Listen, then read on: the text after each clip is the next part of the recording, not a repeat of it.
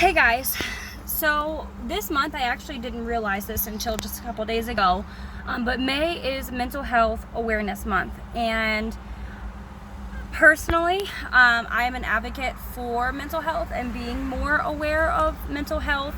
I think it's something that can be not defined very well or abused and used an excuse that in cases that really shouldn't be used as an excuse. It's definitely a mental health issue. It's a health issue.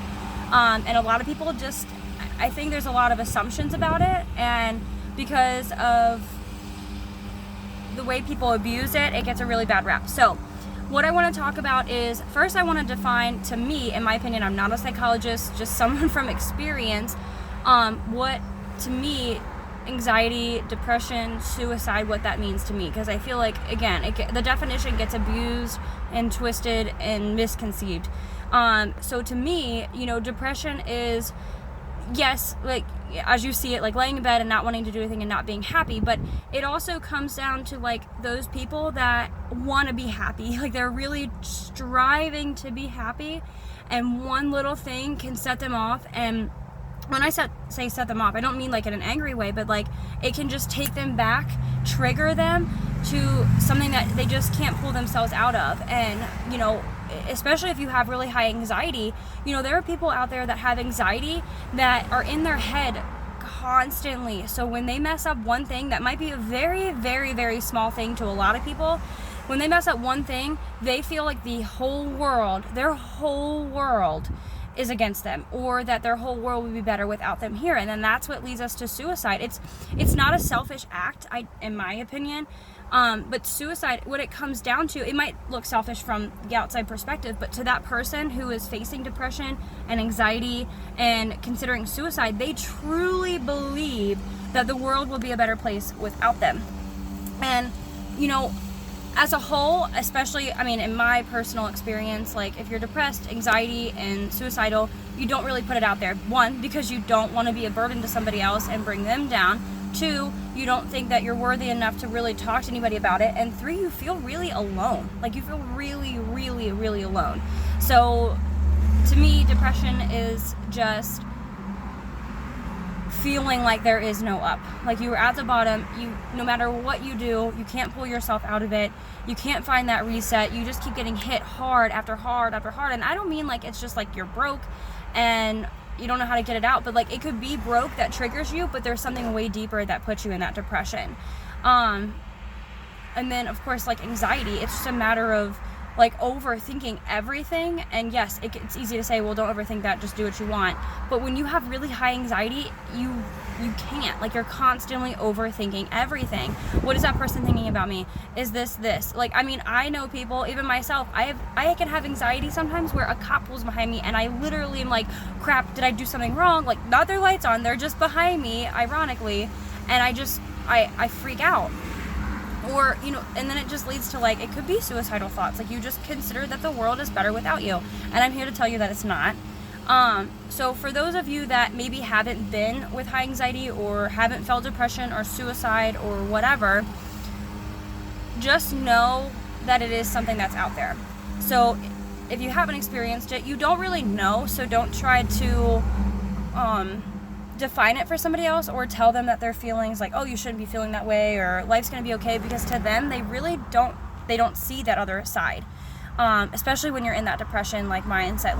Like no matter how hard you try, you just don't think it's gonna get any better because it just doesn't seem like that. You're focused on the bad.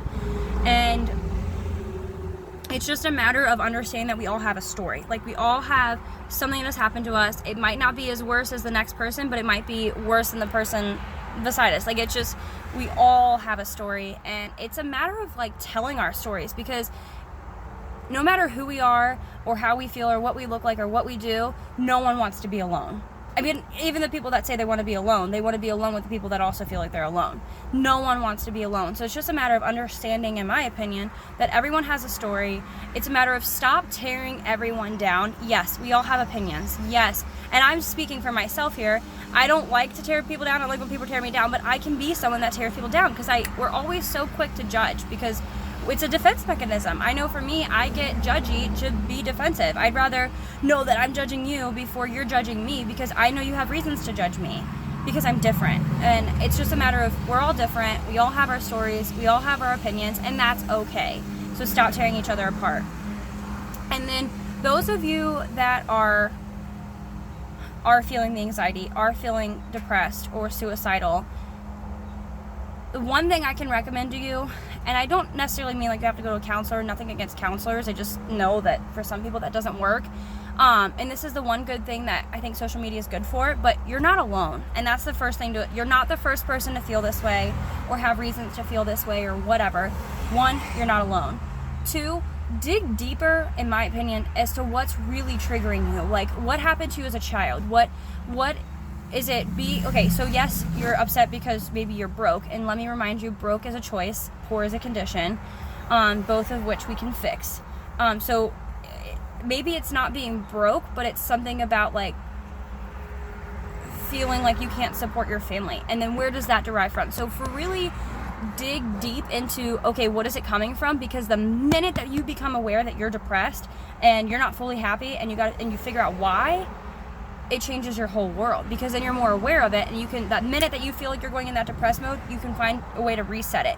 The second thing I would recommend, or third, is travel. And I don't mean like travel, spend money and all that, but see the world, go on mission trips, go down to help like flood victims or the hungry, because the minute that you get perspective that your situation is I'm not saying that it's not important, but sometimes we overthink something that's so small that's a problem, and we make it our whole world, when it can be fixable and it's not a big problem. There are people that are quadriplegic.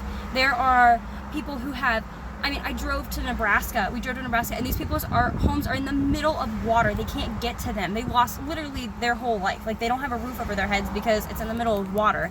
And I'm over here upset because I need to work a little bit harder to get money to have what I want. Like, come on. So travel and get perspective, because the more people you talk to, the more people you hear their stories, one, you're going to realize you're not alone, and two, it's going to broaden your world, and you're going to feel so much better. So, and the second thing is just accept it. Be aware.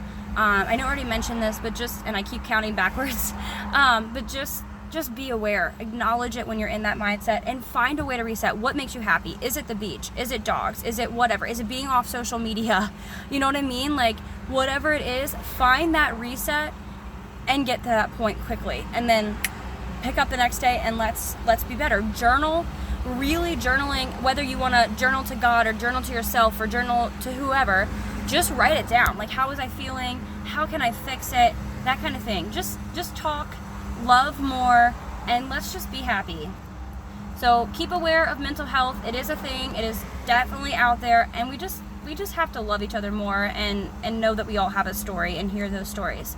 So happy Mental Health Awareness Month, and I wish you all peace of mind and health and happiness.